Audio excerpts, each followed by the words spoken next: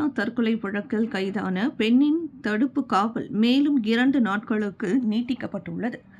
செந்தூல் மாவட்ட போலீஸ் தலைவர் அகமத் சுகார்னோ இதனை கூறினார்.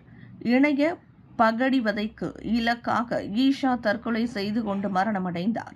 ஈஷாவுக்கு மிரட்டல் கொடுத்ததாக நம்பப்படும் பெண் ஒருவரை போலீசார் கைது செய்தனர். கைதாகி 3 தினங்கள் ஆகிய நிலையில் அவருக்கான தடுப்பு காவல் நீட்டிக்கப்பட்டுள்ளது. விசாரணைக்கு உதவும் வகையில் நாளை வரை அவர் தடுப்பு காவலில் வைக்கப்பட்டுள்ளார். செக்ஷன் 506 கீழ் அப்பெண்ணிடம் விசாரணைகள் நடத்தப்படுகிறது.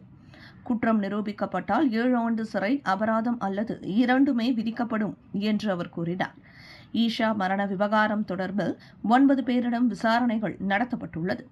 இன்னமும் அதிகமானோர் விசாரணைக்கு அழைக்கப்படுவர் என்று அவர் கூறினார்.